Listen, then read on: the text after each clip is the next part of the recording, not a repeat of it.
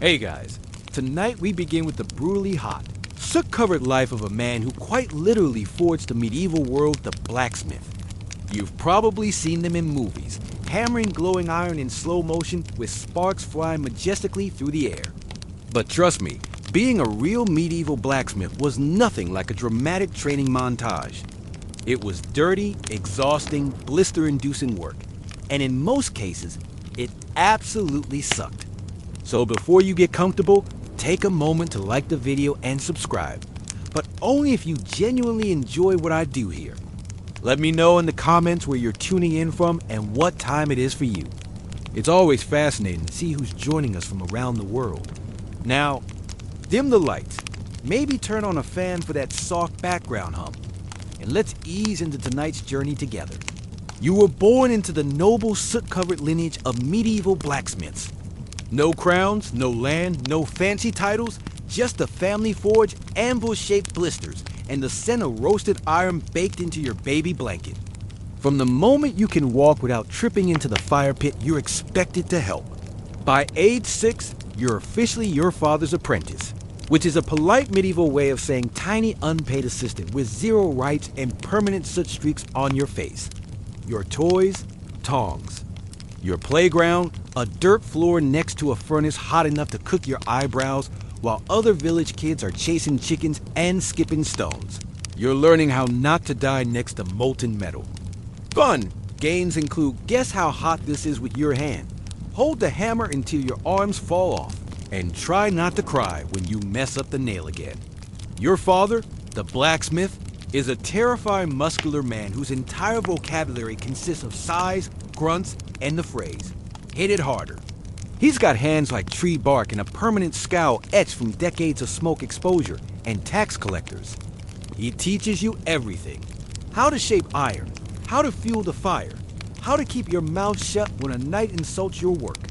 You don't ask questions. You just observe, absorb, and obey. Mostly because asking questions results in a flying horseshoe and a week of silent treatment. Holidays, nice idea. You don't get those. The forge doesn't take breaks, and neither do you.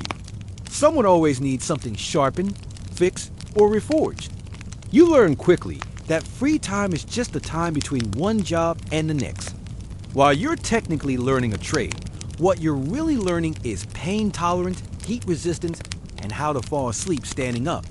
By the time you're 10, you already smell like iron, swear like a miner, and have arms strong enough to carry water buckets that weigh more than your dog, assuming the dog didn't run away from the noise 2 years ago. This is your life now. Welcome to the family business. Hope you like sweat, smoke, and 70 years of back pain. If you thought you'd get a few good years of playtime before the hammer came down, think again. Childhood in the medieval blacksmith's world is more of a suggestion than a phase. The moment you can lift a bucket without toppling over, you're drafted. Forget games, toys, or any concept of fun. Your playroom is a smoke-stained shed filled with sharp objects and open flames. Your official job title might be apprentice, but what it really means is do everything no one else wants to do and get yelled at anyway.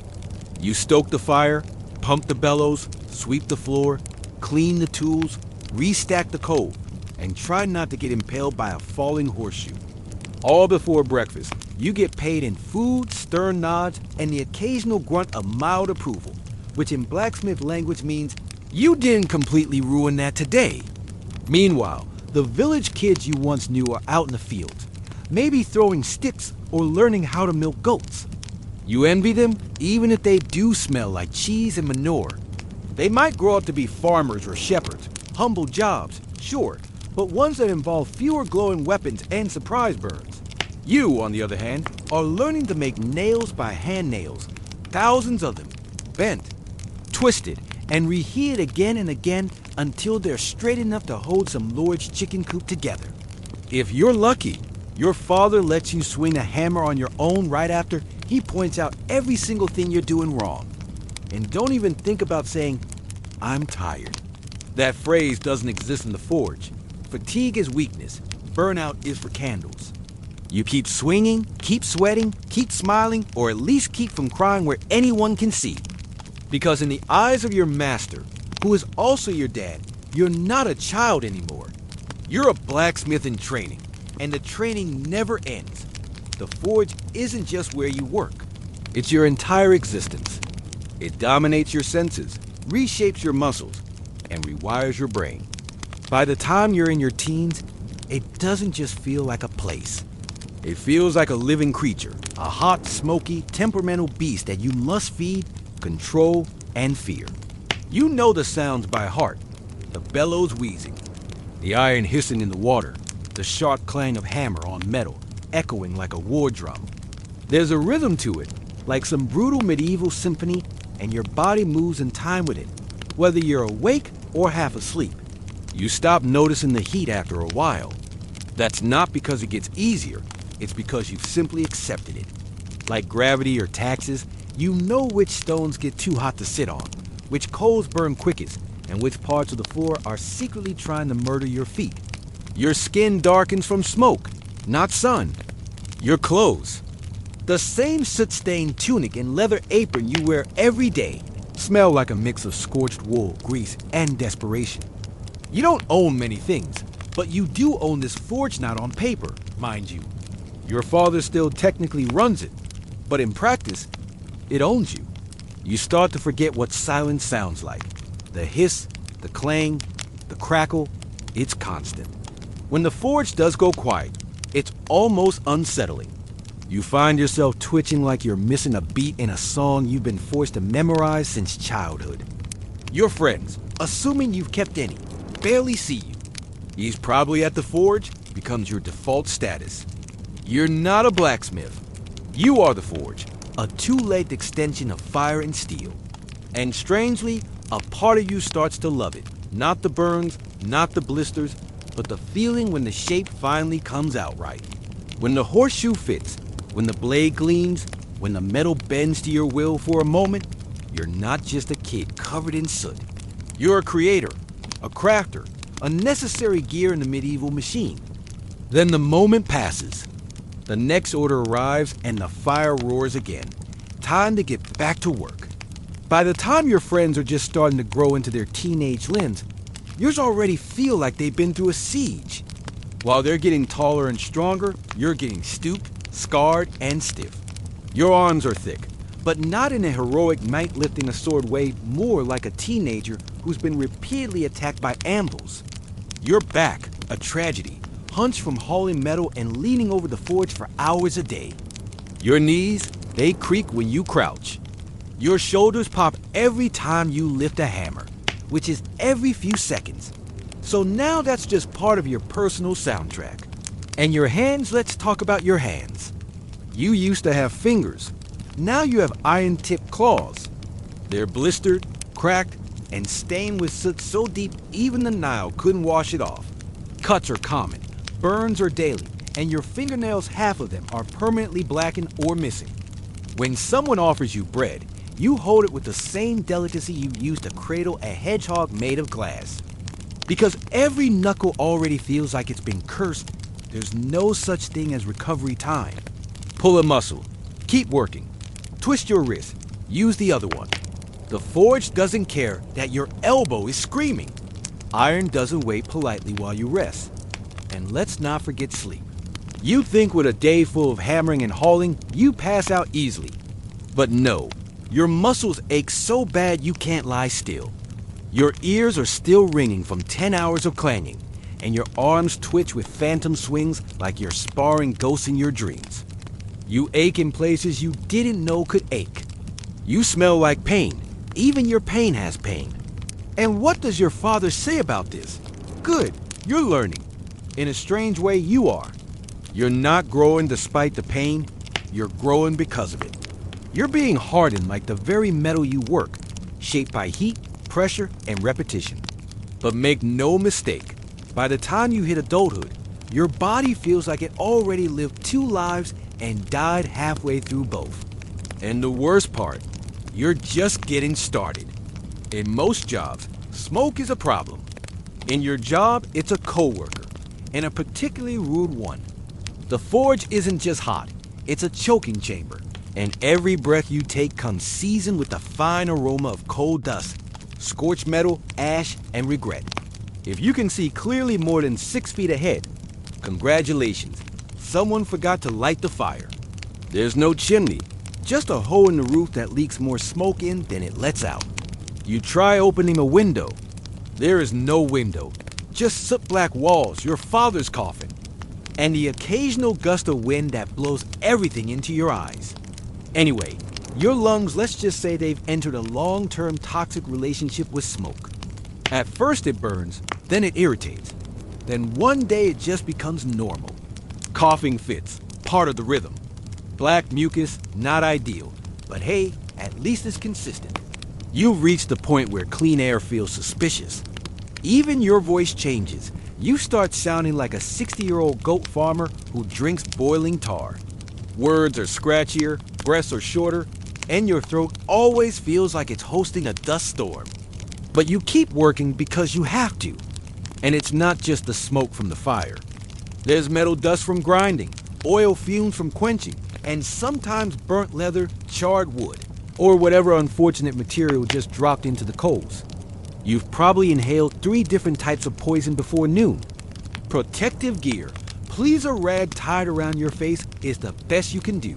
And even that gets sweaty, gross, and somehow smells worse than the smoke itself. You take it off, and suddenly it's a little harder to breathe. But at least you're not gagging your own sweat. But you're not thinking long term. You're thinking about finishing that gate hinge before your father notices how crooked it is. In the world of a medieval blacksmith, air is just another burden. You don't breathe to survive. You breathe to keep hammering. By now, you've developed an intimate relationship with your tools, mostly based on pain, necessity, and mutual disrespect. Your hammer, it's basically an extension of your arm. You've named it, you've cursed it, but without it, you're just a sweaty guy standing in a smoke-filled hut. The hammer makes you a blacksmith and also makes you bleed regularly. Then there's your tongs, clumsy, hot, and always pinching you at the exact wrong moment. You've burned your fingertips more times than you've successfully picked up anything. The iron slips, the grip fails, you yell. Your dad tells you to grip it like you mean it. You consider throwing them into the fire just to teach them a lesson. Your chisel, it used to be sharp. Now it's mostly a suggestion of a blade because you've used it to shape, split, scrape, and occasionally pry open stuck doors when your neighbor's lock breaks. Files, awls, punch tools, you've been jabbed, crushed, pinched, sliced, and impaled by every item you own. Your fingers have memory now. They flinch at the mere sight of a new tool. Your apron, it's meant to protect you, and it sort of does if by protect you mean catch hot metal shards and hold them close to your body like a smoldering hug.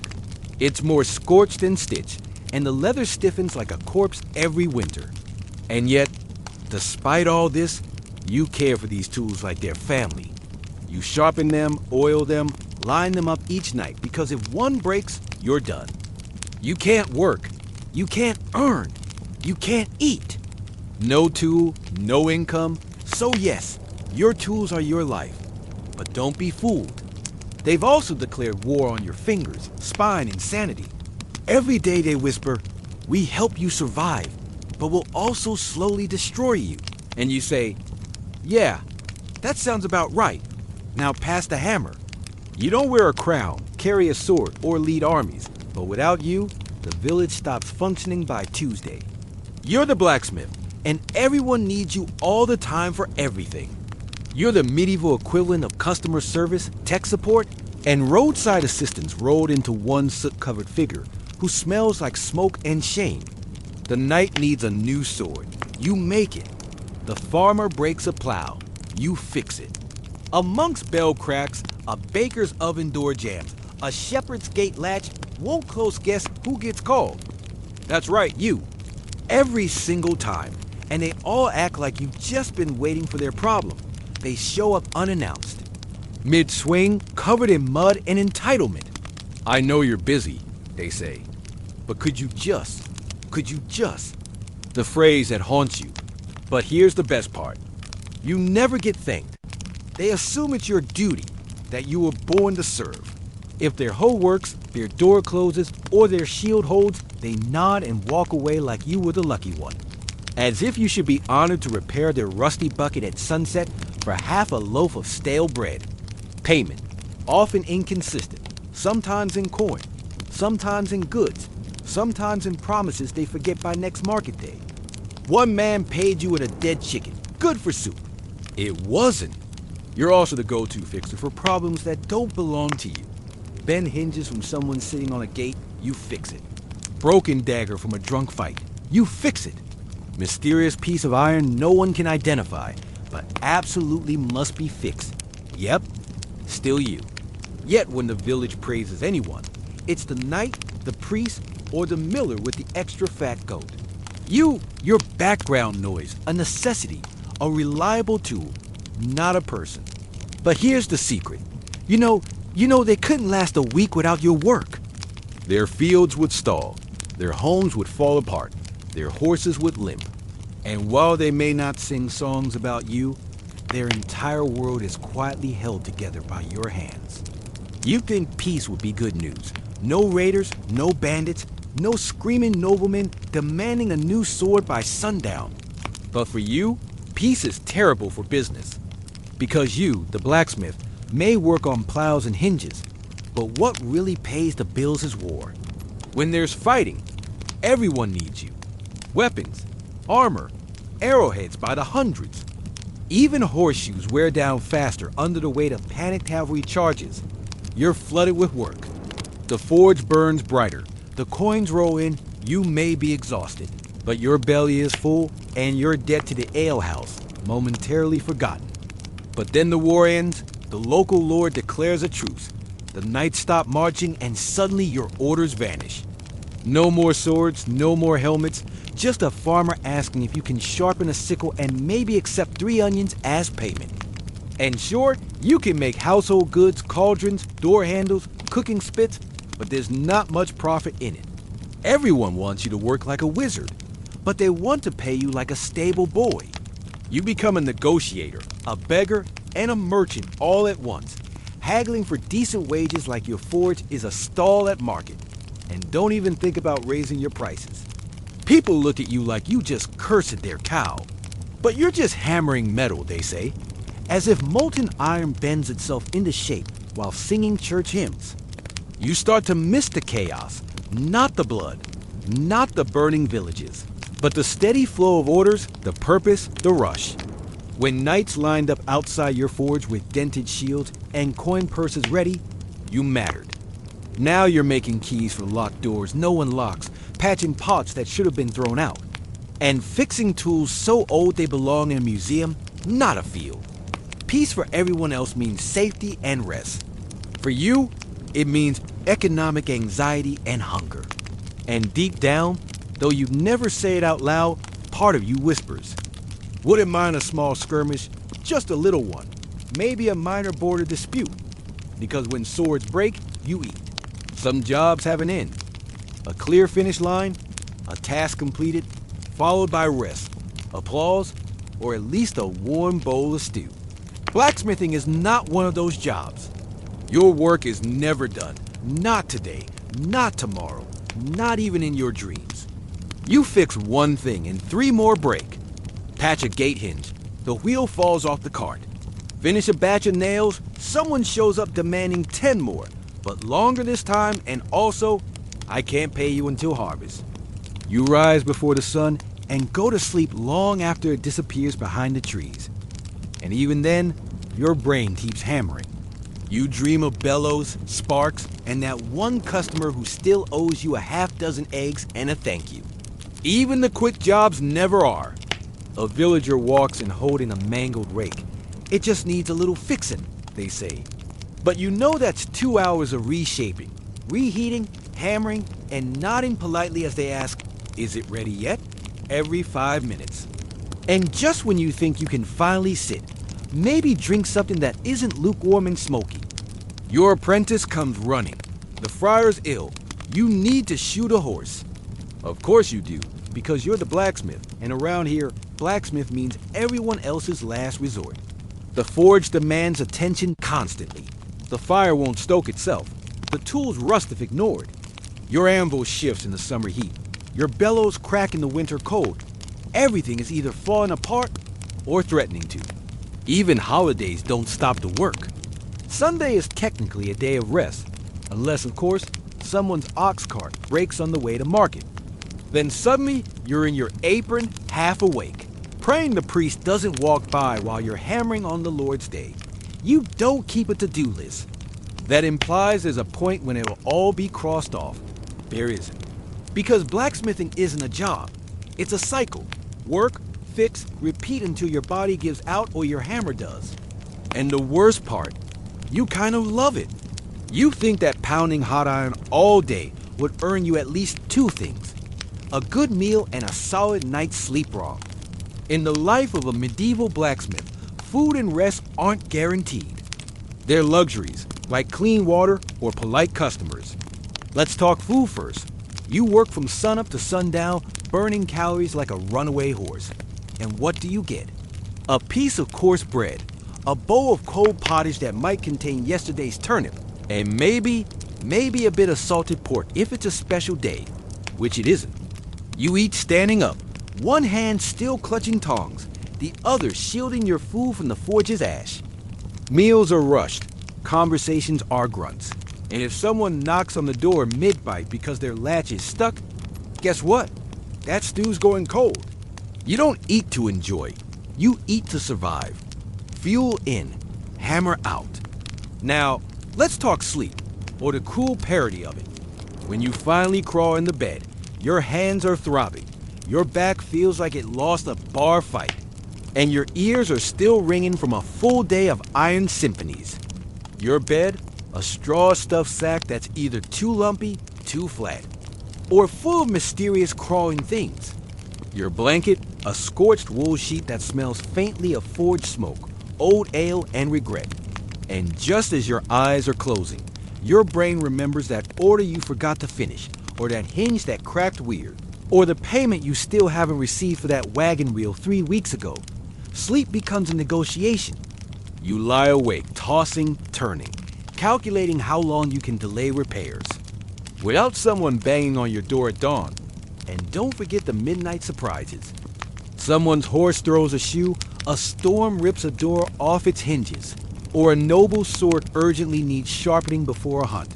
Because obviously, you don't need rest.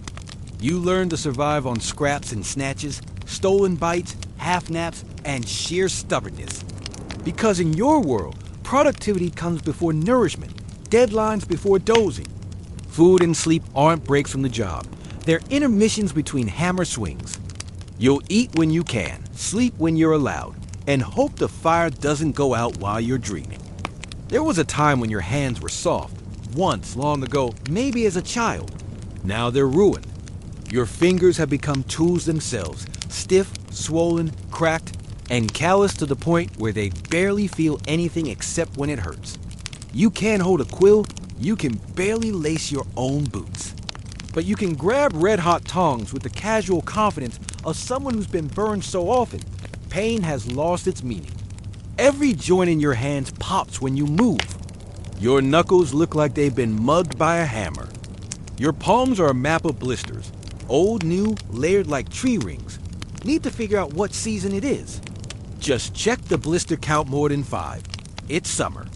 You've lost fingernails more than once. Some came off clean, others didn't. You once crushed your thumb so badly it turned black for 2 weeks. You didn't stop working. You just switched hands and grunted more than usual. Cuts are constant. Sometimes it's a chipped edge. Sometimes a file bites you. Sometimes the iron fights back. Every week something leaks blood. You wrap it in a scrap of cloth, curse under your breath, and keep working. Worse still are the burns. Some are mild, little reminders that iron doesn't forgive. Others are worse, the kind that sizzle, bubble, and leave scars that tell their own stories. You've branded yourself more times than a cattle farmer. And at this point, you're not even mad about it. You're just used to it. Your grip strength is the only thing that's improved. You can crush walnuts like they owe you money, but dexterity, that's gone. You drop things. Your fingers shake when cold. You're 30 and have the hands of a 70-year-old knight who lost 3 wars and now plays tavern dice for soup. They hurt constantly, but they work. Because in this life, it doesn't matter how broken your body is as long as you can still swing. The moment you became your father's apprentice, your personal fragrance took a permanent turn toward unwashed ashtray, mixed with burnt bacon and desperation. Welcome to Blacksmith life, where no matter how hard you scrub, you smell like fire forever. The forge burns all day, and so do you. The smoke seeps into your clothes, your hair, your skin. Your sweat doesn't even smell like regular sweat anymore. It's more like smoked meat left out during a warm spring. You could bathe, in theory, but baths are rare. Water is cold, and you're working 6 days a week covered in soot grease and coal dust before the sun's even fully up. So, what's the point? You'd be filthy again by breakfast. Your clothes are no help. You wear the same singed tunic and scorched leather apron every day. They haven't been truly clean since the last festival. And even then, someone spilled ale on them before noon. Now they just sort of hang on your body like a protective layer of hardened funk. You try perfume, forget it. It lasts 10 minutes before the forge eats it alive. Flowers wilt near you. Bread goes stale faster. Cats hiss when you pass. And the worst part, people notice. You walk into the tavern, and the crowd parts like the Red Sea. The innkeeper already knows to seat you in the corner near a window. If possible, not out of courtesy, but survival. No one wants to share a bench with the human embodiment of a burnt fence post. Still, you take it in stride. A little shame is better than going unnoticed. You're known. People say, that's the blacksmith, with a mix of respect and nasal discomfort. You may not be the most charming man in town, but you're definitely the most aromatic. Besides, smelling like fire means you've been working. Smelling like iron means you've been crafting. And smelling like sweat-soaked leather dipped in soot and regret, well, that just means you're a professional. You didn't choose this life. The forge chose you through your father's callous hands, and the iron expectations passed down like a rusty heirloom. And now you're doing the same. Your son doesn't play with wooden swords or run wild through the fields. He fetches coal, pumps the bellows, holds the tongs steady while sparks rain down, and you mutter, don't flinch. He's maybe 7, but already smells like burnt metal and wet burlap. You feel a bit guilty, but only a bit, because you're not being cruel, you're preparing him. This is the trade. This is survival. You watch as you swing the hammer and you see the way he stares, wide-eyed, half in awe, half in fear. You remember that look? It's the same one you used to give your father back when he seemed like a mountain. Now you understand. He wasn't made of stone, just exhaustion and responsibility. You teach the boy everything. How to gauge heat by color. How to tap, not slam. How to listen to the metal. You shout sometimes, more out of habit than anger. Hold it right. That's too cold. Don't cry. It's only a burn. You try to soften things when you can. A story by the fire. A piece of dried fruit when you can afford it. But tenderness doesn't last long in the forge. There's too much work to do. His hands will soon look like yours. His back will ache before his voice cracks. He'll learn to sleep through ringing ears and wake up before sunrise without being told. He'll outgrow his shirt, but not the burn marks. And when you finally fall apart knees, shoulders, lungs, he'll carry the hammer you can no longer lift. People might say it's unfair, that the cycle should end, but this is how it's always been. A lineage of soot, steel, and survival. You're not just passing down a trade, you're passing down a legacy, a forge that never cools. So yes, you raise your son to do it all again, not because you're cruel, but because someone has to keep the fire going. You've spent a lifetime standing too close to fire, swinging too much iron, and breathing too little clean air. It was never a question of if your body would fail, just when. And now it's happening. Your knees creak like wooden doors in a storm. Your back refuses to straighten. Your fingers, once strong enough to bend steel, now tremble when you lift a cup. The forge still roars, but your arms won't answer.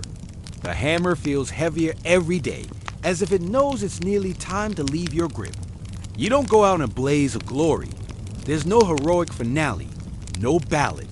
You simply slow down, start handing tasks to your son, sit more, watch more. He asks you questions, and for the first time, you struggle to remember the answers.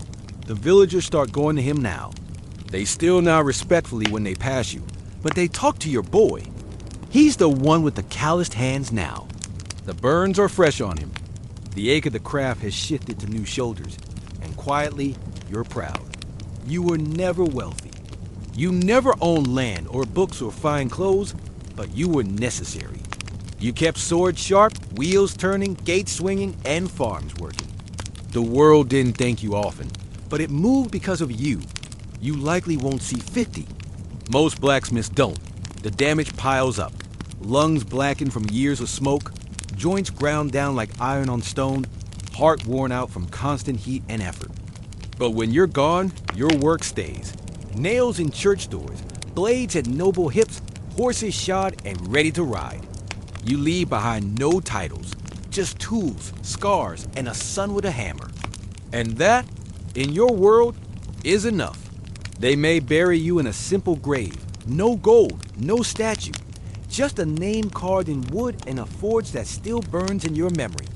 But every clang that echoes through the village long after you're gone, that's the sound of you still working. You were never a knight. You didn't ride into battle with banners flying or wear polished armor that caught the sunlight. But you made that armor. You didn't farm the land, but you made the plows that carved it. You didn't bake the bread, but you forged the oven doors. You didn't build the castle, but every nail in its beams, every hinge on its gates, they were touched by your fire. You were a blacksmith, and in the medieval world, that meant everything. While nobles argued and kings changed crowns, you stood by your forge day in, day out, shaping the world piece by piece. 1,000 small things, rivets, hooks, braces, buckles, nothing that draws a crowd, everything that holds the world together. Your life was loud, but your legacy is quiet. No one wrote songs about your hammer. No bard praised your tongs. But every working wheel, every unbroken sword, every barn door that swings instead of falling, that was you. People walked past your forge and saw smoke. They smelled sweat and soot and assumed that was all.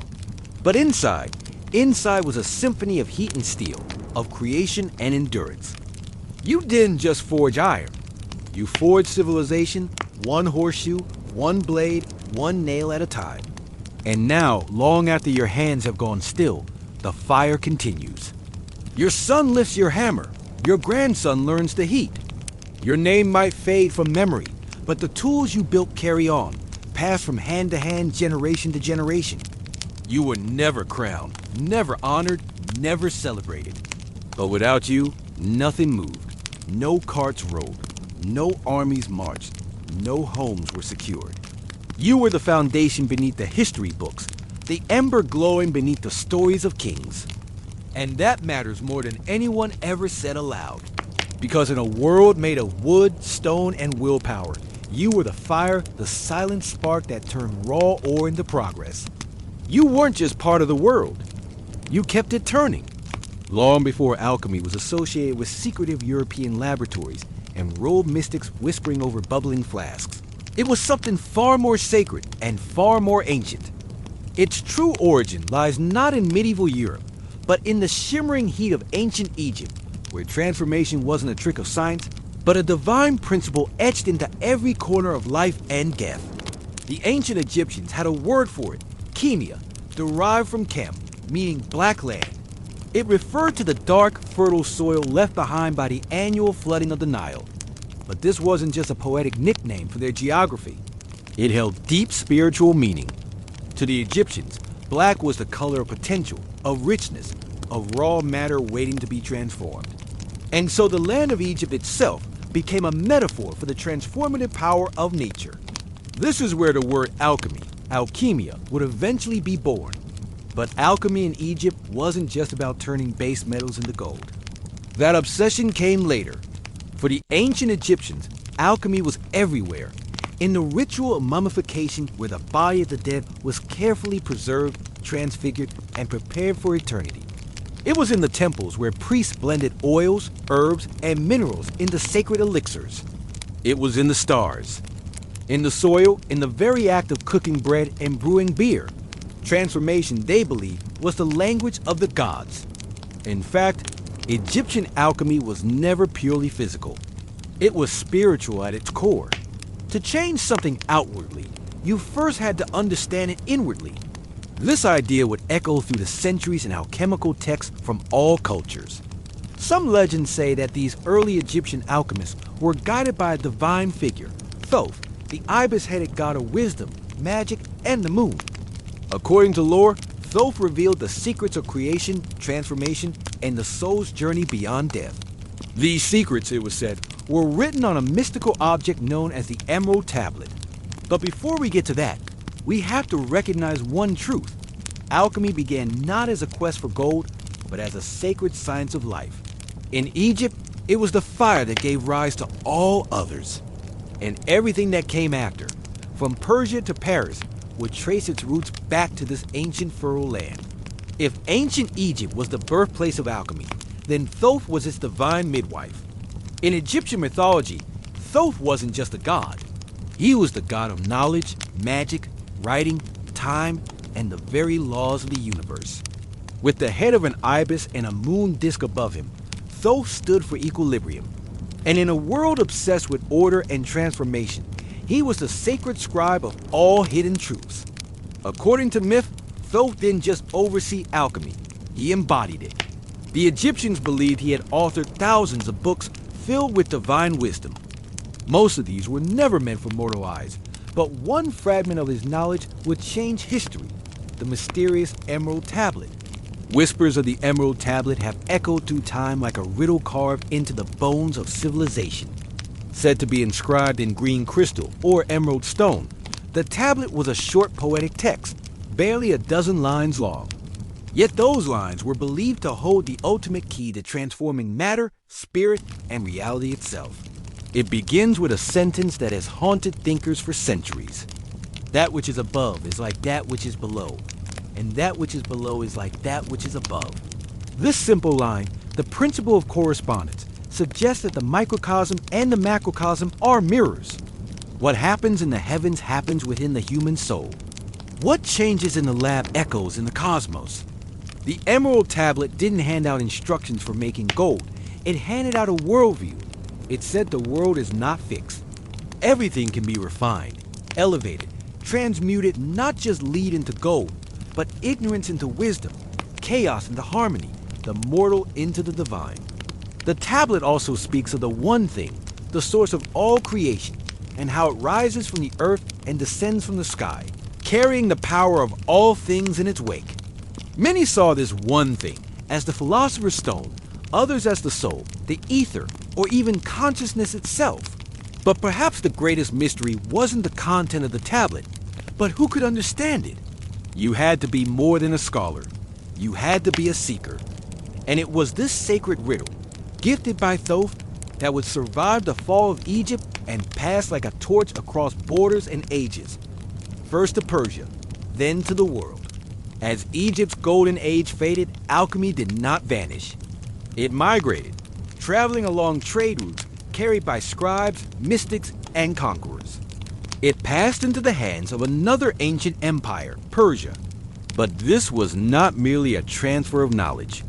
In Persia, alchemy underwent a transformation of its own, one that blended spiritual fire with philosophical depth. The backbone of Persian alchemical thought was deeply shaped by Zoroastrianism, one of the world's oldest monotheistic religions. At its heart was the concept of duality, a constant battle between light and darkness, truth and falsehood, purity and corruption. Fire, the purest of all elements in Zoroastrian belief, wasn't just a symbol. It was sacred. It burned in temples representing divine wisdom. And that fire would light the crucibles of early Persian alchemists. But while spiritual ideas burned bright, it was a Greek-Egyptian mystic named Zosimus of Panopolis who gave alchemy its first real voice. one that still echoes today. Living in Romang, Egypt, around the 3rd or 4th century CE, Zosimos was no ordinary philosopher. His writings fused technical descriptions of furnaces, stills, and elixirs with strange visionary journeys. In his most famous dream, he sees himself dismembered, burned, and transformed in an alchemical furnace. But rather than horror, this vision is divine. It's the symbolic death of the self, the purification of the soul. Zosimos didn't think alchemy was just about changing metals. He believed that alchemists must themselves be transformed. Just as base matter must be broken down before becoming gold, the alchemist had to suffer, purify, and transcend. In his words, alchemy was a mystery of spirit and matter alike. He introduced the idea of spiritual alchemy, a concept far ahead of his time. Zosimos' writings are full of strange symbols, lions devouring serpents, men melting into colored vapors, divine beings emerging from fire. These weren't chemical notes. They were metaphors for the soul's journey toward perfection. Zosimos was also one of the first to stress that true knowledge couldn't be bought or memorized. It had to be earned. The path of the alchemist was a path of discipline, suffering, and revelation. His influence would ripple across centuries and continents. And though many of his texts were lost or misunderstood, one thing was clear: alchemy was no longer just a protagent, it had become a sacred philosophy. As the embers of ancient knowledge flickered across the remnants of Egypt, Greece, and Persia, a new empire rose, and with it, a golden age of wisdom. Under the banner of Islam, from the 8th to the 13th century, a vast intellectual renaissance began. While Europe descended into the Dark Ages, cities like Baghdad, Cairo, and Cordoba became sanctuaries for philosophy, mathematics, astronomy, and alchemy. At the heart of this revival stood a man whose name will become legend, Jabir ibn Hayyan, known in the West as Geber. More than a chemist, more than a philosopher, Jabir was a fusion of both, often called the father of chemistry. His contributions to alchemy were so profound that they laid the foundation for modern science itself. Working in the courts of the Abbasid Caliphate in the 8th century, Jabir approached alchemy not as mysticism, but as a structured, testable discipline. He introduced laboratory methods still recognizable today: distillation, crystallization, sublimation. He invented new instruments, refined acids, and wrote over 100 texts, blending philosophy with chemical experimentation. But he didn't abandon the spiritual roots of the craft. Far from it. Jabir believed that everything in the universe was composed of combinations of 4 elements: earth, fire, and water, and infused with spiritual qualities. His system added a complex blend of numerology, astrology, and symbolism. In his view, every transformation in the material world mirrored a deeper transformation in the soul. Jabir also introduced the idea of balance, or mizan, as the key to alchemy. Just as the body must be balanced to remain healthy, so must metals be balanced to attain perfection. Gold was not simply a metal. It was matter in perfect equilibrium. And if balance could be achieved through careful processes, then even the basest metal could be elevated. His influence didn't stay within Islamic borders. Over time, Jabir's texts were translated into Latin and circulated throughout medieval Europe. They ignited a wave of Western alchemists who would build upon his teachings, often without even realizing they were standing on the shoulders of a Persian genius. Through Jabir ibn Hayyan, alchemy took its most decisive step forward. It was no longer just sacred symbolism. It was a method, a system, a science. And yet, it remained what it had always been: a map to transformation, both material and divine. As the Islamic world preserved and expanded the knowledge of the ancients, Europe remained cloaked in superstition and spiritual rigidity. But knowledge has a way of traveling, especially when it's too powerful to be contained. Slowly, piece by piece, alchemy made its way westward, smuggled through language, ink, and conquest. The bridge between East and West was built in places like Alexandria, once home to the Great Library, and later Toledo and Cordoba in Islamic Spain or Al-Andalus. Here, Christian, Jewish, and Muslim scholars worked side by side in rare moments of intellectual harmony. Translators toiled over Arabic manuscripts, decoding the works of Jabir, Zosimus, and Aristotle, breathing forgotten ideas back into Europe. By the 12th century, Europe was starving for knowledge. The rediscovery of these ancient texts, especially on alchemy, was nothing short of a cultural detonation. But what arrived wasn't the practical science of chemistry alone. It was alchemy in its fullest form, a fusion of spirit, matter, and meaning. Monasteries began hiding strange manuscripts behind sacred scripture. Monks experimented with metals not just to purify them, but to purify themselves. And in hidden chambers and candlelit studies, European minds began to obsess over one idea: transmutation. The notion that base metals could become gold and that the human soul could do the same. One of the most influential texts to reach Europe was the Turba Philosophorum, or Assembly of the Philosophers, a mysterious dialogue among ancient sages discussing the secrets of nature. Then came the Picatrix, a massive Arabic grimoire filled with astrological and alchemical symbolism. These works didn't just pass on recipes. They carried worldviews, and those worldviews planted seeds in curious minds. The Latin translations of these texts circulated quietly, often disguised as religious or philosophical treatises to avoid accusations of heresy. After all, alchemy posed a threat. It challenged the fixed order of things. If lead could become gold, could a peasant become noble? Could man become divine? The church watched with suspicion, but alchemy's allure was too strong. It offered a hidden path to perfection outside of dogma, outside of authority. By the late Middle Ages, Europe had taken the torch. The flame that once burned in Egypt, Persia, and Baghdad now flickered in castles, monasteries, and secret societies. Alchemy had crossed the threshold, and it was about to evolve again. By the late Middle Ages, alchemy in Europe had transformed into something almost mythic. It was no longer just an intellectual pursuit. It was a holy quest. And at the heart of that quest lay one object, one idea, one obsession: the Philosopher's Stone. The stone wasn't just a chemical substance.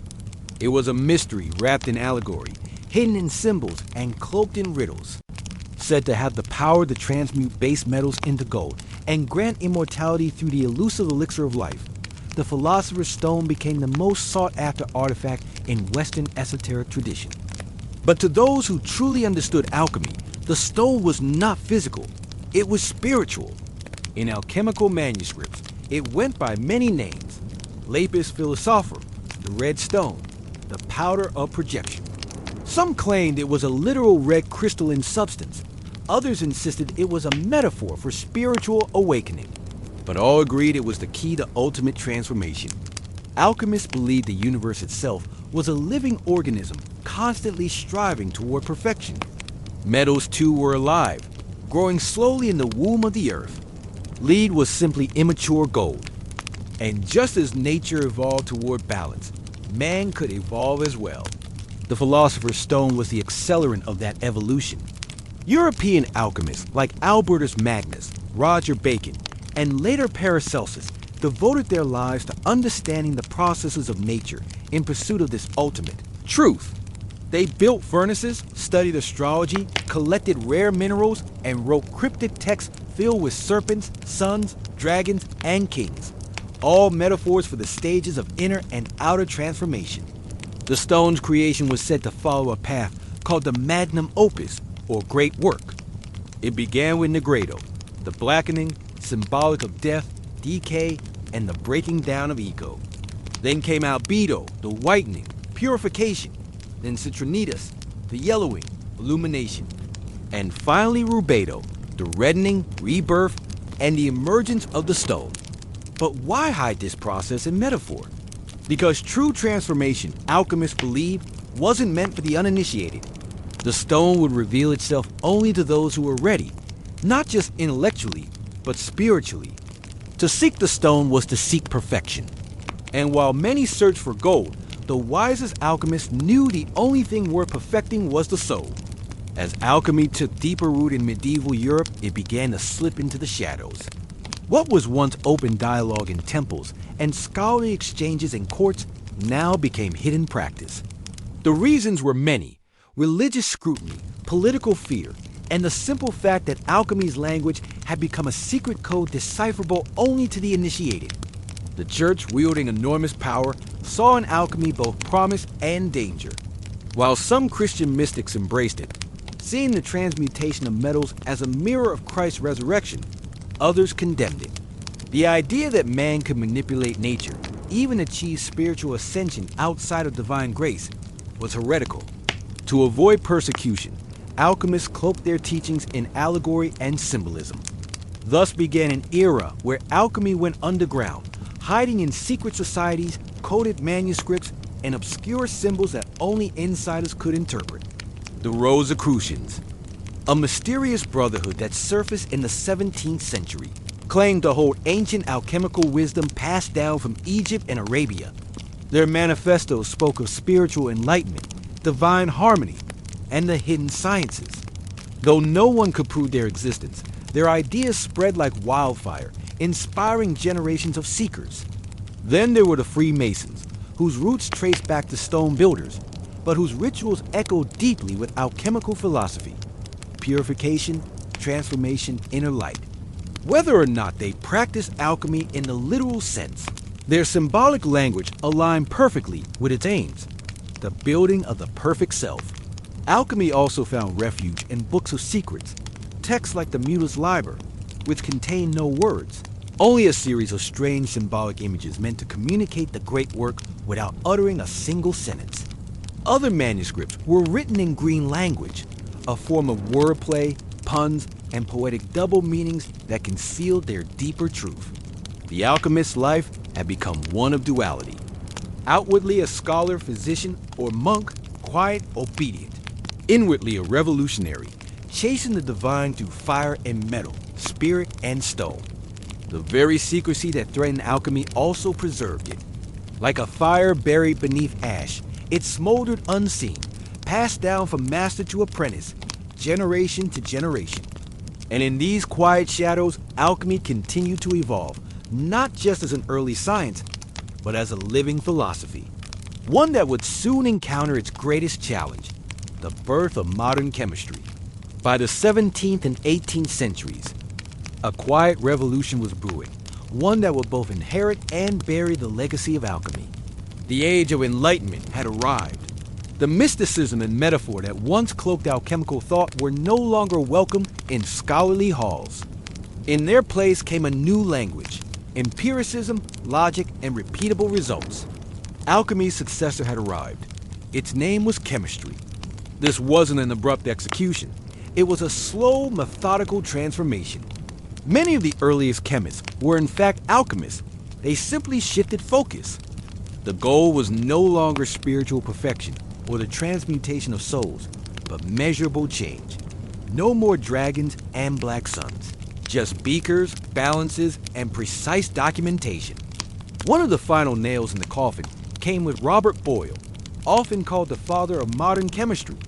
In his 1661 book, The Skeptical Chemist, Boyle argued that matter was made up of atoms and that chemical reactions could be explained without mystical forces. He didn't mock alchemy, but he stripped it of its esoteric language. Boyle believed in the alchemist's power to transform, but insisted it must be explained through natural laws, not allegory. Soon after, Antoine Lavoisier would discover the role of oxygen in combustion and disprove the ancient theory of the four elements: earth, air, fire, and water. The periodic table would follow. Laboratories became secular temples of knowledge. Alchemy, with its hidden codes and sacred metaphors, was seen as outdated, an embarrassment to real science. But here's the paradox. Chemistry owed its very existence to alchemy. The tools, the techniques, the curiosity, it all came from the furnace of that ancient craft. Alchemy had walked so that chemistry could run. Still, the world was changing. Industrialization demanded results, not riddles. Governments funded laboratories, not lodges. The philosopher's stone was replaced by the microscope, the alembic by the Bunsen burner. What was once sacred had become material. Yet not all was lost. In hidden corners and quiet minds, alchemy still breathed, not as a science, but as a symbol of transformation, of unity. of the eternal dance between matter and spirit. And while the world turned to chemistry for answers, some still look to alchemy for meaning. Because some fires never go out, they just burn beneath the surface. Alchemy may have vanished from the halls of science, but it never truly died. Instead, it transformed just as it always taught that all things must. What began in the tombs of Egypt, refined in the fire temples of Persia, and encoded in the hidden texts of medieval Europe, didn't simply disappear. It evolved, splintering into chemistry, psychology, medicine, and even modern spirituality. Its outward form was shed, but its inner message endured. In the 20th century, a new kind of alchemist emerged, not with a furnace, but with a notebook and a mind full of dreams. Carl Jung, the Swiss psychologist, rediscovered the hidden wisdom of alchemy and gave it new life. He argued that the ancient alchemists weren't just transforming metals. They were unconsciously mapping the human psyche. The blackening negredo was depression. The whitening albedo was insight. The reddening rubedo was the birth of a unified self. The philosopher's stone, Jung said, was individuation, the process of becoming whole. Alchemy, it turned out, had always been about more than gold. Today we see its fingerprints everywhere, in self-help books preaching transformation, in stories of heroes who descend in the darkness to return reborn. In the very language we use, words like refine, distill, purify, all echoes of the alchemist's path. Even in science, the spirit of alchemy lingers. Chemists still transmute elements in nuclear reactors. Physicists speak of dark matter and unified fields with the same wonder alchemists once had for ether and quintessence. The search for the fundamental building blocks of the universe continues. Only the language has changed. But perhaps the true legacy of alchemy lies in its insistence on wholeness. It never separated spirit from matter or science from mystery. It taught that the transformation of the world begins with the transformation of the self. That behind every experiment was a sacred question. Who are you becoming in the process? In a world driven by speed, by technology, by the cold precision of data, alchemy whispers an ancient truth, that to change anything truly, you must also be willing to change yourself. And so the alchemist's fire still burns, not in crucibles, but in hearts, waiting, calling, transforming. Because alchemy was never just a science, it was a mirror. At first glance, Cappadocia seems like a surreal painting. Its surface dotted with towering stone chimneys and rippling ridges carved by wind and time. Tourists marvel at the strange beauty above. But what most never realize is that the real wonder lies beneath their feet. Deep under this Turkish landscape is a forgotten world, a labyrinth of subterranean cities stretching for miles. These aren't simple caves or makeshift shelters. There are entire urban complexes hidden underground, complete with residences, chapels, wells, food storage, stables, and even schools. Some go down as far as 18 stories, housing thousands of people in the shadows of the earth. The most astonishing part, many of these cities were completely unknown until the mid-20th century. In 1963, a man renovating his home in the town of Derinkiu knocked down a wall in his basement. What he found behind it wasn't brick or dirt, it was a tunnel. That tunnel led to another, then to a chamber, then to a spiral staircase, uncovering an ancient entrance to one of the largest underground cities in the world. It was as if an entire civilization had chosen to vanish beneath the ground, leaving behind no sign except silence. But Derinkiu was just one of many. Over the decades, archaeologists have identified hundreds of underground settlements throughout Cappadocia. At least 40 major ones interconnected through narrow corridors and secret escape routes. These weren't random burrows. They were deliberately planned and engineered. Massive stone doors could seal off passageways from the inside. Ventilation shafts brought fresh air from the surface. Wells tapped into underground aquifers, ensuring fresh water even under siege. Why would anyone build something so elaborate under the earth? That question has haunted historians for years. Theories abound. Were these cities hiding spots from invading armies, monastic refuges, secret spiritual sanctuaries, or something far older, far stranger? Whatever the reason, one thing is clear. Cappadocia wasn't just a region. It was a refuge, a world beneath a world. A place where thousands could disappear from the surface and live their lives entirely underground. The deeper you go into these cities, the stranger the story becomes. To understand why people built cities beneath Cappadocia, we first need to understand the land itself. Cappadocia is no ordinary terrain. Millions of years ago, a series of violent volcanic eruptions buried central Turkey under layers of ash. That ash hardened into a soft, porous rock known as tuff. A material light enough to carve with basic tools, yet strong enough to hold its shape over centuries. Rain and wind shaped it into strange formations. Fairy chimneys, conical towers, mushroom-like spires. The entire region looked like something torn from a dream or a different planet. But ancient people didn't just marvel at the rock, they worked with it. Early settlers realized that this volcanic stone was a gift. They could carve out homes, chapels, storage rooms, even entire complexes without lumber or bricks. Unlike surface dwellings, these stone chambers stayed cool in the scorching summers and warm during freezing winters. Above ground, they carved churches into cliff faces. But below ground, that's where the real magic happened. It likely began with simple caves, small hideaways to store food, to escape heat, or to shelter from storms. But over time, as threats grew and communities expanded, those caves grew too. They evolved into interconnected rooms, then levels, then networks. And once the digging started, it didn't stop. Entire societies vanished beneath the soil, carving deeper and deeper, not randomly, but with intention. Tunnels connected homes to kitchens, stables to wells, rooms to chapels. They created ventilation shafts that reached the surface and filtered fresh air through multiple stories. They even dug vertical staircases wide enough for people and livestock, yet narrow enough to defend. What's truly incredible is how ancient these structures may be. While many underground cities were expanded during the Byzantine era, some archaeologists believe that the original levels, especially in places like Tranquil and Kaymakli, could date back to the Hittite Empire or even earlier. Around 2000 BCE, this land invited transformation, and the people of Cappadocia responded by shaping it not with machines, but with patience, vision, and survival in mind. The earth wasn't just a foundation. It was a shelter, a fortress, a second sky, only inverted and filled with secrets. But what exactly were they hiding from? That's the question we explore next. Beneath the quiet town of Tranquil lies something extraordinary. A city not above the earth, but deep beneath it.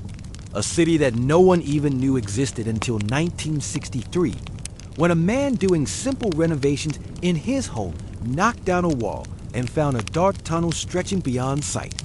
That tunnel led to chambers. The chambers led to corridors.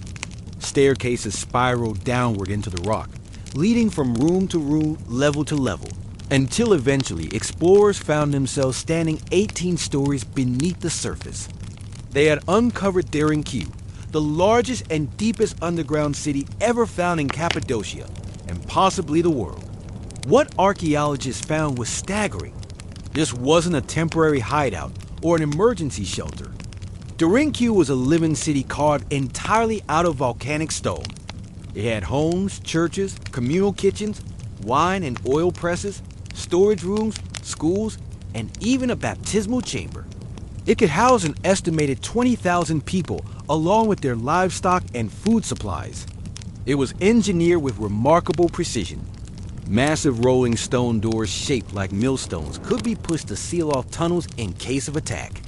These weren't simple blocks, they were perfectly fitted, movable from the inside and nearly impossible to force open from the outside. Ventilation shafts snaked upward through the rock, delivering fresh air to the deepest levels. Wells accessed underground aquifers to provide water without surfacing. There was even a mission school complete with study rooms, suggesting that this city wasn't just about survival. It was about continuity, teaching, worship, community. But here's what makes Tranquil so mysterious.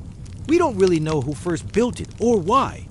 Some believe it was expanded by early Christians fleeing Roman or Arab persecution. Others argue the foundations are far older, perhaps dating back to the Phrygians or even the Hittites thousands of years before Christ. Why go to such extraordinary lengths to disappear underground? Was it to escape invaders, as many believe? Or was the threat not human at all? Dorinkyu holds no inscriptions, no names, no definitive timeline, just rooms, tunnels, and questions. Even today, much of it remains unexplored, because the deeper you go, the less it feels like a city, and the more it feels like something else. To build downward is far more complex than building up. There's no sunlight, no scaffolding, no wide open skies, just solid stone and shadow. And yet, the architects of Cappadocia's underground cities didn't just dig. They designed with remarkable intelligence and precision, creating spaces that could support thousands of lives for months, maybe even years at a time. These cities weren't chaotic tunnels burrowed in panic. They were carefully planned systems layered like an onion, each level with a distinct purpose. Living quarters were closer to the surface, allowing quicker access to the outside when danger passed. Deeper levels housed kitchens, workshops, food storage, and livestock pens strategically placed to reduce the risk of contamination or fire spreading through the city. One of the most ingenious features was the ventilation system. Long vertical shafts were carved through the rock to allow air to circulate through as many as 18 underground levels. Some shafts were over 50 meters deep, yet so well placed that fresh air could reach even the lowest chambers without fans. Without electricity, just gravity and brilliant design. Water was another key to survival. The cities were built around natural aquifers. Wells could be accessed from within, ensuring that even in a siege, residents wouldn't need to emerge for water. In some cities, the well shafts were sealed off from the surface entirely to prevent poisoning by attackers.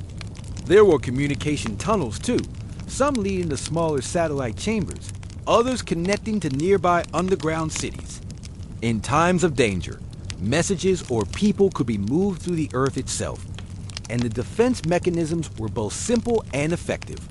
Narrow corridors that forced invaders to approach single file, trapdoors that could be dropped, hidden escape routes leading into valleys or riverbeds.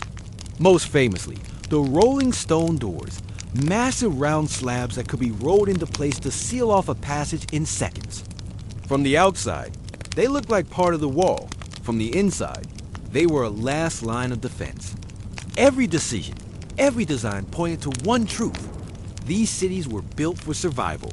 Not for days, not for weeks, but for long-term habitation under extreme threat. Which raises the question, what kind of danger required this level of preparation? And was it ever truly gone? For centuries, scholars have asked the same haunting question. Who were the people of Cappadocia hiding from? What kind of threat drove entire populations to dig into the earth, not just for shelter, but to live? The most common theory points to invaders. Central Anatolia was a crossroads of empires, from the Assyrians to the Persians.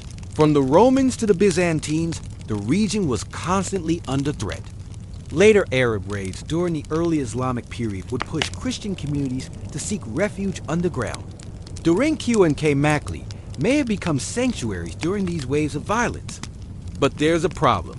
The depth, complexity, and sheer scale of these underground cities suggest they weren't built in a rush. This wasn't a desperate act. It was a long-term plan requiring generations of digging, engineering, and refinement. Some of the deepest chambers appear to predate Christianity entirely. So, who built the first layers? Some historians trace the earliest tunnels back to the Hittite Empire nearly 4,000 years ago. Others suggest the Phrygians may have expanded them. But beyond these educated guesses, the record grows silent. There are no inscriptions, no carvings, no direct evidence telling us who first vanished beneath the surface or what they were running from. That's where the theories begin. Some believe these cities were built not to escape other people, but something else. Natural disasters, solar events, even ancient warfare that may have scarred the skies and poisoned the land. More fringe theories go deeper, suggesting that the cities were built to hide from beings not of this world. the kind of beings spoken of in myths across cultures: sky gods, watchers, destroyers. The idea is tempting. If you look at the level of secrecy, the air shafts disguised from view, the escape routes, the stone doors, it almost feels like the builders were trying to disappear completely. As if whatever they feared didn't just attack, it hunted. While these ideas remain speculative, they reflect a central mystery. No matter how many layers archaeologists uncover, the core question remains unanswered. Who were they hiding from? And did it work? Because sometimes the deeper you dig, the darker the truth becomes. Imagine living not just a day, but months, maybe even years, entirely underground. No sunlight, no open skies, just stone walls, flickering oil lamps, and the ever-present hush of life beneath the earth. This was reality for thousands in Cappadocia during times of threat. Despite the darkness, these spaces weren't lifeless. They were alive with routine. Carefully structured for communal survival, families lived in multi-room compartments. Kitchens were located on lower levels to manage smoke more efficiently, and food was cooked in clay ovens. The scent of baked bread likely mixed with the damp smell of stone and livestock. There were churches and chapels carved with crosses and altars, some even containing intricate frescoes. People didn't just survive here. They prayed, worshiped, and practiced rituals. There were communal areas for meetings, schooling rooms for children, and long corridors that echoed with voices and footsteps. Lighting came from oil lamps, dozens of them scattered along the passageways. Smoke was channeled through cleverly designed shafts that doubled as ventilation. Yet, life here wasn't easy. Fresh air was limited, darkness was constant, and silence, when it fell, was absolute. Water was drawn from deep wells tunneled into aquifers. Grain was stored in sealed chambers to prevent spoilage. Wine presses and olive oil vats have been found carved into the rock, suggesting that even underground, life had flavor and ritual. The cities were built for the long haul. They weren't a last resort, they were a prepared reality. Livestock, sheep, goats, chickens were kept in dedicated pens, usually near the entrance levels for easier management and ventilation. Their presence served a dual purpose: food and warmth. Despite the confined spaces, the builders understood the psychology of survival. Rooms were laid out in ways that gave families privacy, while shared spaces created a sense of community. Life underground wasn't just about hiding. It was about preserving a way of life, a culture, and a people. It's a humbling thought. While wars raged above, entire civilizations continued below, hidden in silence. People married, taught their children, mourned their dead, all within stone chambers lit by fire. To live underground was not to live in fear. It was to live with intention. Cappadocia's underground cities weren't isolated pockets of refuge. They were part of something much bigger. Beneath the valleys and hills of this volcanic region lies a vast network of tunnels, chambers, and hidden passageways that seem to connect multiple cities together. Derinku, Kaimakli, Skonak, and others may not have just been separate settlements, but pieces of a unified subterranean civilization. Some of these tunnels stretch for kilometers, weaving beneath the countryside like veins under skin. Narrow, winding, and often no wider than a man's shoulders. They were likely used for secret movement, escape routes, or even transporting messages and supplies from one underground complex to another. Derinku and Kaimakli, two of the largest cities, are believed to be linked by such a tunnel, nearly 9 kilometers long. That's not just impressive engineering. It's evidence of coordinated planning on a scale rarely seen in ancient architecture. If true, it means multiple cities could support one another in times of siege or crisis, functioning almost like an underground federation. But these tunnels weren't just for utility.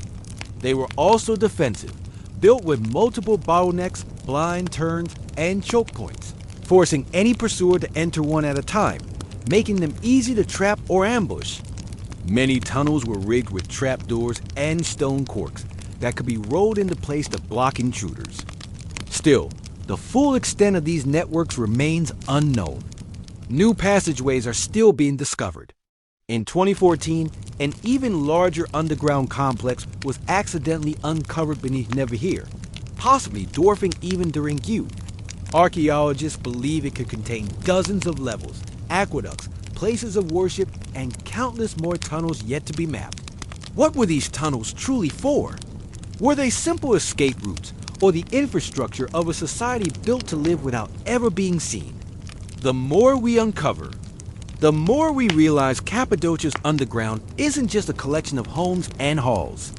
It's a system planned, connected, hidden beneath our feet for thousands of years. And maybe, just maybe, there's still more waiting to be discovered. Entire cities buried not by time, but by intention. Because in Cappadocia, the Earth doesn't just hide secrets, it protects them. Despite decades of excavation and study, Cappadocia's underground cities remain wrapped in mystery. The stone walls may be silent, but the questions echo louder than ever. Not just how they were built, but why? And when historical answers fall short, myths and alternative theories rush in to fill the void. One of the most enduring questions is about the true age of these cities. Conventional archaeology ties their major expansion to the Byzantine period when Christians sought refuge from invading forces. But some researchers believe that the earliest tunnels and chambers are far older, possibly dating back 4,000 years or more. If that's true, what kind of threat existed so long ago that would drive people underground? Enter the theories. Some suggest these subterranean cities were emergency shelters from natural cataclysms, massive floods, solar flares, volcanic winters, or ancient climatic disasters. The layout of the cities self-sufficient, hidden, and sealed could be interpreted as long-term survival bunkers prepared for environmental collapse. Others look to cosmic explanations. Ancient astronaut theorists argue that early civilizations may have built these cities to hide from entities they described as gods, beings who descended from the sky and ruled with fearsome power. Could the underground cities have been a shield from something not of this earth? One local legend speaks of giants that once roamed the surface, driving people below. Others tell of fire from the heavens and enemies that came with burning eyes. To the modern ear, these may sound like metaphors or memories distorted by centuries of oral tradition, but they hint at something terrifying enough to push entire cultures into the rock. There are also theories tied to the symbolism of the earth itself. In some ancient traditions, descending into the ground represents a journey into the underworld, a metaphorical death and rebirth. Were these cities spiritual sanctuaries, places of ritual transformation, or were they never abandoned but forgotten on purpose? The truth is, no single theory explains it all. The scale, the age, the precision, it doesn't fully fit into our existing historical framework. And maybe that's the most unsettling part, because sometimes what lies hidden isn't just history, it's the edge of something we were never meant to understand. Today, visitors to Cappadocia walk through dreamlike landscapes, over valleys carved by wind, past fairy chimneys glowing orange in the evening sun. Hot air balloons drift quietly overhead, but beneath their feet, the ground is hollow. Beneath the beauty lies a world carved in darkness, one still holding its breath after thousands of years. The underground cities are now open to tourists. Visitors descend narrow stairwells, pass through low-arched tunnels, and stand in rooms where people once lived in silence, waiting for danger to pass. And yet, only a fraction has been uncovered. Some chambers remain sealed, some tunnels collapse into shadow, some doorways lead nowhere, or so it seems. These aren't just ruins. They're testaments, proof that people will do whatever it takes to survive, to protect their children, to preserve their belief, to vanish when the world turns hostile. And in that act of vanishing, they left behind a kind of message not written in language, but in stone. We don't know their names, we don't know their stories, but we know this. They were planners, engineers, visionaries. They created something that could endure centuries of silence, something that might have been meant never to be found. Cappadocia reminds us that history isn't always on the surface. Sometimes the most profound truths are buried on purpose, hidden from conquerors, hidden from the curious, hidden maybe from time itself. And what remains? Mystery. Mystery in the perfect fit of the rolling stone doors. Mystery in the air shafts that still pull wind from the deep. Mystery in the miles of unexplored tunnels, still untouched, still dark. Maybe the real purpose of Cappadocia's underground world will never be known. Maybe it isn't meant to be. But as you walk through those chambers, with the weight of rock above and the silence pressing in, you feel something ancient stirring. A presence, a whisper, not of fear, but of endurance. Because when the world above was chaos, the people of Cappadocia looked down and chose to survive in the dark together. And the earth, it seems, has kept their secret well. To the ancient world, sleep was not an escape from reality. It was an entryway into something deeper. Dreams weren't dismissed as random thoughts or figments of imagination. They were taken seriously, considered messages, sometimes warnings, sometimes prophecies, and often direct communications from gods or spirits. For ancient civilizations, the boundary between the physical and spiritual world wasn't sharp. It was porous. And in sleep, that boundary grew thin. The act of dreaming was sacred, mysterious, and often terrifying. It was during those quiet, vulnerable hours of the night that the divine could reach into the human mind. And what it whispered or roared could shape the course of a king's decision, a priest's ritual, or a city's fate. In almost every early culture, from the river valleys of Mesopotamia to the temples of Egypt and the mysteries of Greece, dreams held an elevated status. People believed they were being visited not by fantasy, but by real forces with real consequences. Dreams could foretell war. They could reveal betrayal. They could offer healing or demand sacrifice. Ignoring a powerful dream wasn't just seen as foolish, it was dangerous. The dreamer then was not just a sleeper. They were a messenger, a vessel temporarily open to cosmic truths. And in some cases, that dreamer became a prophet chosen by the gods. Entire professions were devoted to understanding dreams. Priests, shamans, oracles, and seers all learned to read the symbols that emerged in the night. A snake in a dream could be a symbol of transformation or a deadly omen. A rising sun could promise victory or deception, depending on the context. Each culture had its own codes, but the belief was universal. Dreams mattered. Even today, fragments of that ancient wisdom linger. We speak of following our dreams or waking up to a realization. But in the ancient world, dreams weren't poetic expressions. They were maps, warnings, sacred intelligence delivered while the conscious mind slept. This was the world before Freud, before REM cycles, before science tried to measure what the ancients already feared and revered. Because to them, the dream world was real. And to walk through it was to walk with gods. The first civilization to leave written records of dreams were the Sumerians, who lived in Mesopotamia over 5,000 years ago. They didn't view dreams as random images. To them, dreams were direct transmissions from the divine, often complex, symbolic, and deeply consequential. Among the ruins of their cities, archaeologists uncovered clay tablets etched with dreams, some personal, others political. Dream interpretation wasn't a novelty. It was a structured practice, taught, studied, and respected. Sumerian kings had court dream interpreters, men trained to decipher the messages of the gods and whose interpretations could influence the fate of entire cities. One of the most famous examples of this ancient dream culture lies within the Epic of Gilgamesh, one of the world's oldest literary works. In it, both Gilgamesh and his companion Enkidu experienced vivid symbolic dreams.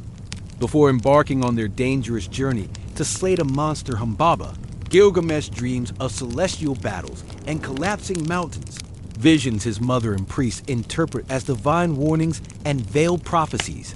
These dreams weren't ignored. They were consulted as sacred guidance. The Sumerians believed that there were two types of dreams, one sent by gods to help or instruct, and others that were empty, simply echoes of the day. Determining which required the wisdom of a priest or diviner. People who could read omens, symbols, and patterns hidden in the imagery of sleep. Temples often had special chambers where priests or even kings would sleep in hopes of receiving divine visions. This ritual practice, known later in other cultures as incubation, may have originated with the Sumerians. These sacred dreams were seen as oracles, sometimes even more trusted than waking signs. Dreams could also serve as political tools. A ruler claiming divine dreams could strengthen his legitimacy or justify major decisions. The gods told me in a dream wasn't just spiritual, it was power. In the Sumerian worldview, the universe was alive with meaning, and dreams were its language.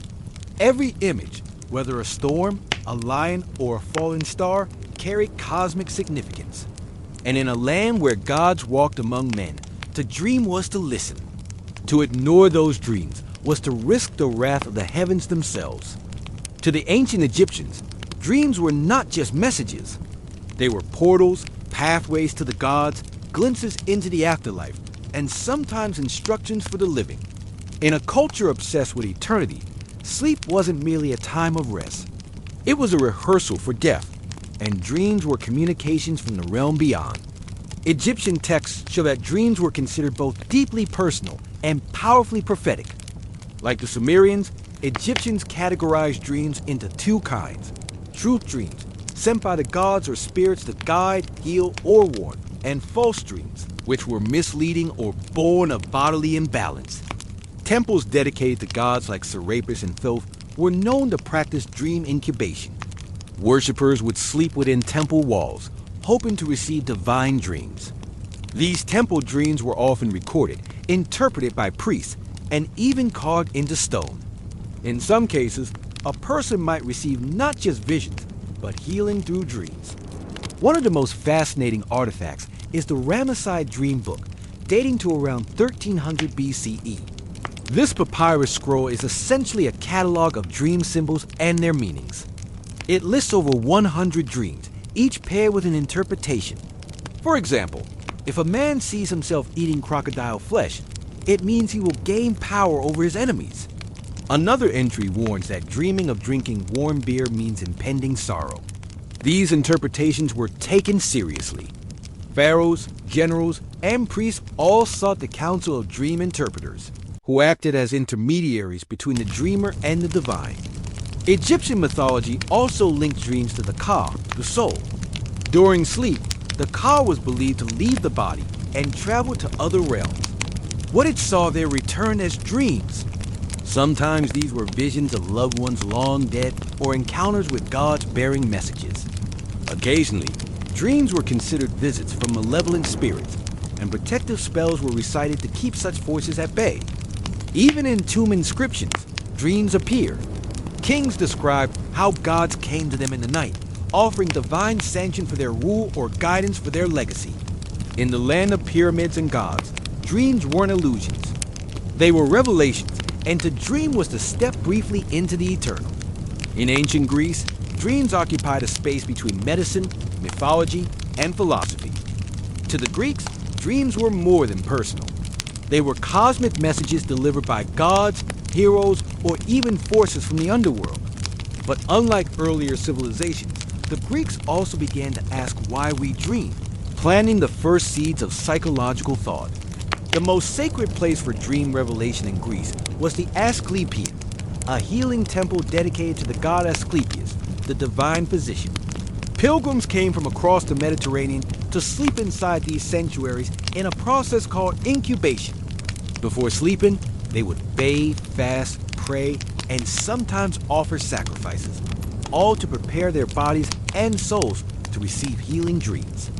In these dreams, it was said that Asclepius himself would appear, diagnosing their illness or prescribing a cure, sometimes even performing dream surgery. Temple priests, called therapeutes, interpreted the dreams and applied treatments based on what the gods revealed. This blend of medicine and mysticism was highly respected, and it worked, or at least seemed to. The walls of Asclepieions were covered in inscriptions thanking the gods for miraculous recoveries.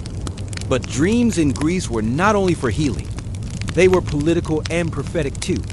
In Homer's epics, dreams come directly from Zeus. In the Iliad, the god sends a deceptive dream to Agamemnon to influence battle strategy. In the Odyssey, Penelope speaks of two gates of dreams, one of horn from which true dreams emerge, and one of ivory, from which come lies. Dream interpretation became a respected craft. Philosophers like Aristotle and Heraclitus pondered the nature of dreams, wondering whether they came from divine origins or simply the stirrings of the soul. Meanwhile, Archimedes of Dalgis, a 2nd century dream interpreter, wrote the Wonderer Critica, a 5-book manual on how to decode dreams based on profession, gender, status, and symbolism. His work was referenced for centuries. The Greeks believed that during sleep, the soul loosened its grip on the body, floating in a liminal state where it could glimpse deeper truths. Whether sent by gods or born from inner reflection, dreams were never meaningless. To the Greeks, to dream was not just to see visions. It was to momentarily touch the divine mind. In the ancient world, dreams weren't just reflections of the mind. They were often believed to be prophecies. Many civilizations saw the dream state as a space where time unraveled, allowing the future to bleed into the present. To dream was sometimes to witness fate before it arrived, and that knowledge carried both great power and deep responsibility. Across Sumer, Egypt, and Greece, history is filled with rulers, generals, and prophets who acted based on their dreams. One wrong interpretation could cost a kingdom. One correct reading could change the course of history. In Mesopotamia, dreams of celestial omens, falling stars, dark suns, or blood-red rivers were seen as signs of coming war or disaster. Priests kept detailed records of these dreams, looking for patterns that might predict the fate of empires. These records weren't just stored, they were consulted during times of crisis.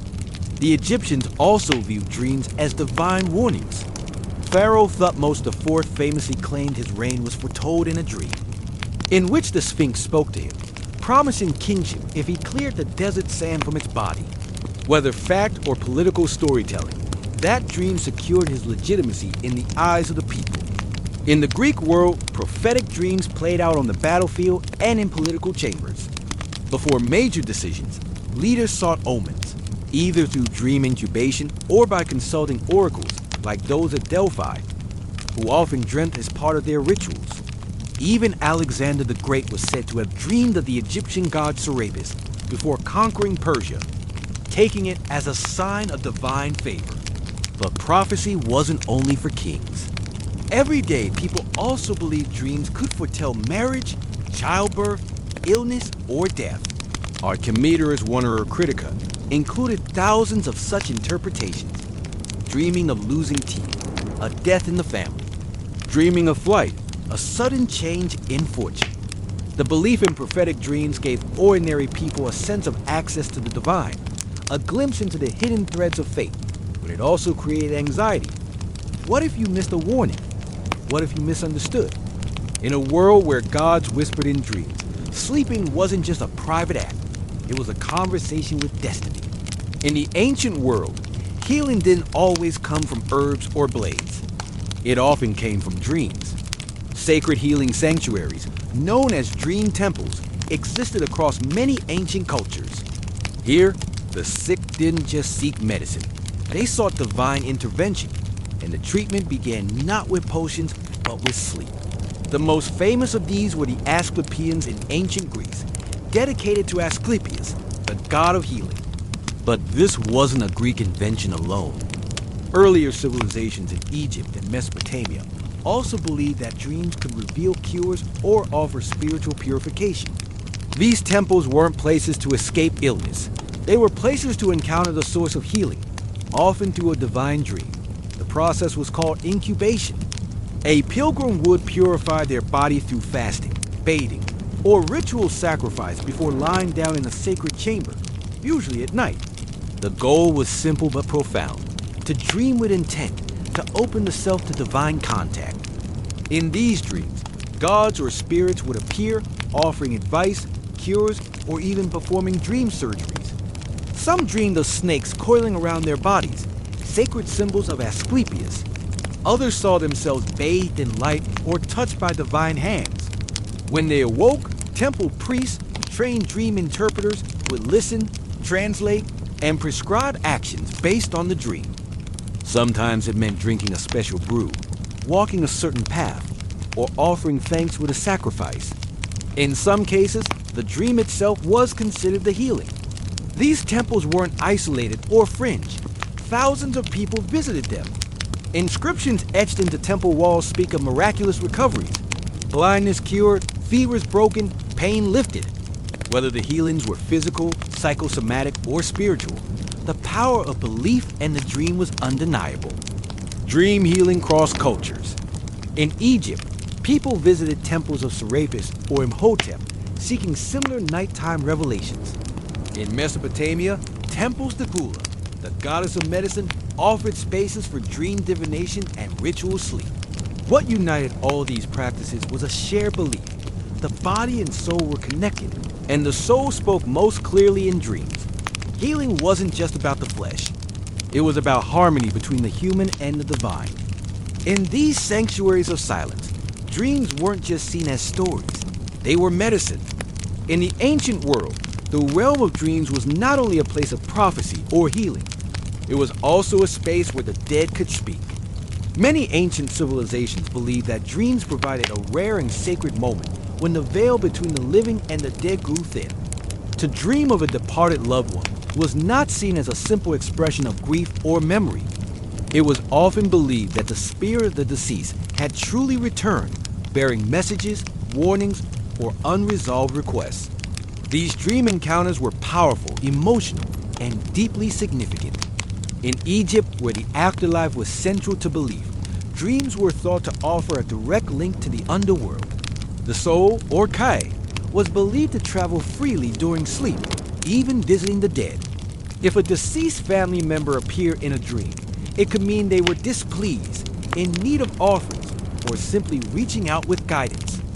Egyptians sometimes wrote letters to the dead, left in tombs or shrines, asking for protection or help, hoping the request would be answered in a dream. In Mesopotamia, dream encounters with the dead were treated with reverence and caution. The dead were believed to retain power in the afterlife, and a dream visitation could be a sign that something was amiss, perhaps a neglected burial ritual or an unfulfilled vow. These dreams were often followed by ritual purification or offerings to set things right. The Greeks also took dreams of the dead seriously.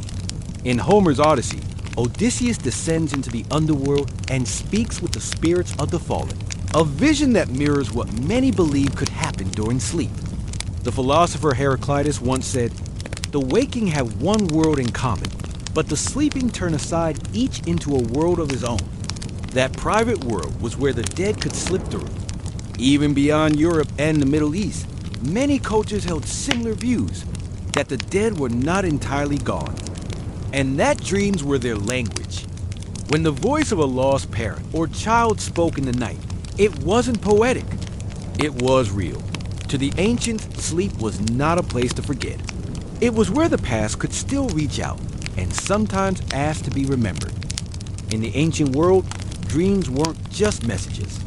They were puzzles rich with symbols, strange creatures, impossible events, and celestial signs. Dreams were believed to carry coded language from the divine. Interpreting them wasn't easy. It required training, intuition, and often ritual.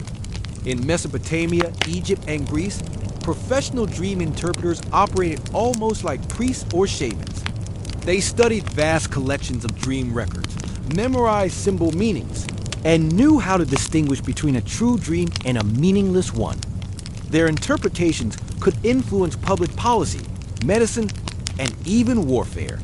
Across cultures, certain dream symbols appeared again and again, and they were rarely literal. A snake might mean danger in one dream, transformation in another.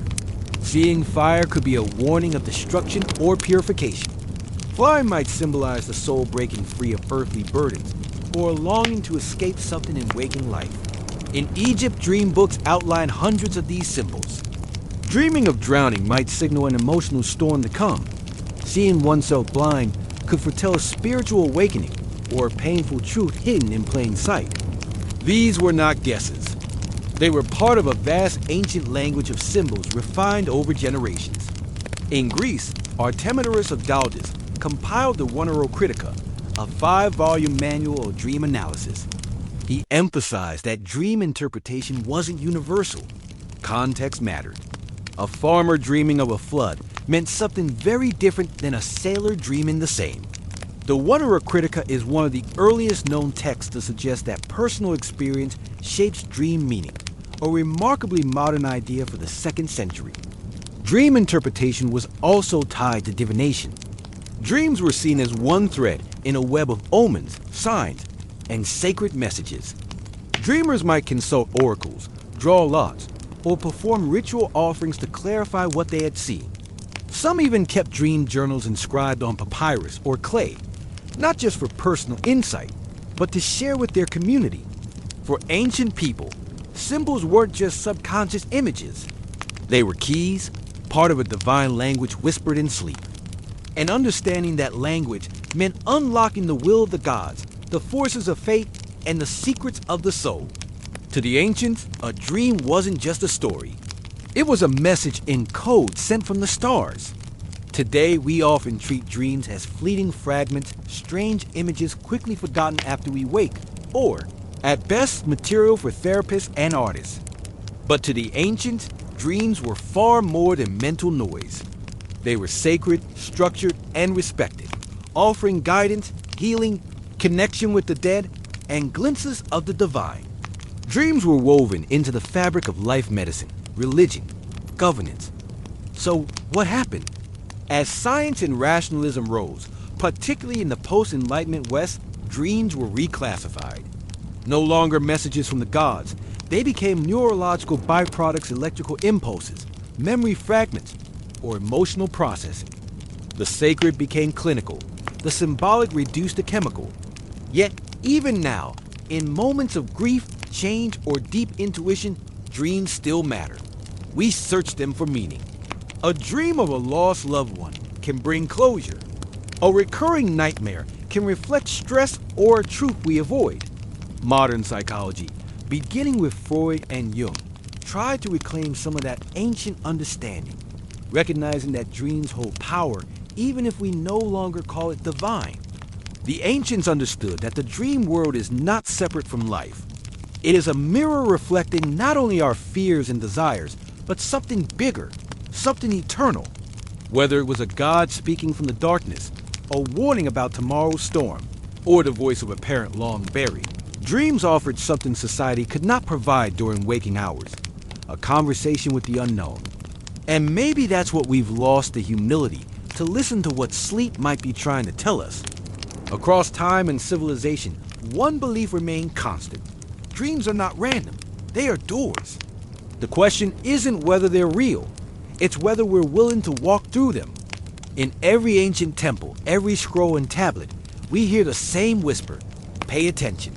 Close your eyes not to forget the world, but to understand it. Because in the silence of night, when the noise of the world fades, we might just hear what the Sumerians, Egyptians, and Greeks already knew. Dreams are not echoes of the mind, they are the language of the soul.